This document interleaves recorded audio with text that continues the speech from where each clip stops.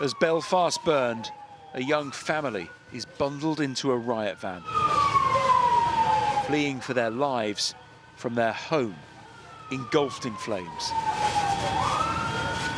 The morning after reveals the true extent of the damage, and the community torn by violence was clear to see. I've lost a home, mate. 13 years out here, and that's gone. The house is wrecked, mate. The whole house is completely destroyed, from top to bottom. What's your message to the people who have wrecked your property? And They've done it one of their own. One of their own. I understand they're all angry and all that, but I've just lost a home. Boys just go to bed. I have 2 boys and 1 girl. It was a terrifying moment that I don't know how I could describe the moment the smoke was coming in. The alarm was on, constantly on. And I don't know what to tell the kid. Nobody deserves any of this at all. They're just taking us back 50 years. Only they're putting a different name on it. They're putting racism on it. So, don't know. Described by leaders here as outright thuggery, all this was sparked by the attack on Stephen Ogilvie on Monday night. In court this morning, it emerged the victim in his 40s lost his left eye. In a statement, his family condemned the violence that followed. We want to make it absolutely clear, they said, that overnight unrest is not welcome and peaceful protest is the only way forward. The Sudanese suspect, Hadi al-Udeid, appeared via video link at Belfast magistrates, refused bail. He'll be back in court next month. As the community recovers, condemnation from politicians. People are rightly sickened by the horrific attack on Monday night in North Belfast. As you have just said, the man arrested has been in court in Belfast this morning and charged.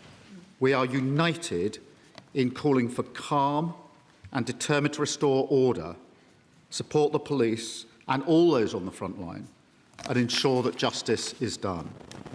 We know the suspect arrived in Northern Ireland via Dublin in 2023, receiving refugee status.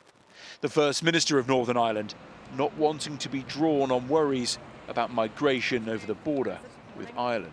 Well, I think there's a lot of misinformation out there in terms of immigration. Of course, immigration needs to be controlled. Of course, we need to have control over borders. There's no country in the world that doesn't have control of the borders. But I want to see an immigration system that is both enforceable, that is human rights compliant, that is stands up to international standards, that is like something that everybody can understand. But I think that's a debate for another day. It's understood that 27 people have been made homeless in Belfast because of the violence. Reports foreign nationals were targeted, the focus of questions in the House of Lords. I don't think any of us will ever be able to forget the image of a 9-year-old child and their family being put in the back of a Land Rover to be rescued from violent, racist thugs who were seeking to undermine them and to undermine their very sense of belonging in a country that many had lived in for decades. What led to this destruction, the core reasons behind it, may well be far bigger than Monday night's attack alone. Regardless of that, Belfast is holding its breath, with a warning to those intent on further violence. Anyone attacking any community can expect prison. The message from the judge in court today, one he said should be sent out loud and clear. Dan Whitehead, Sky News in Belfast.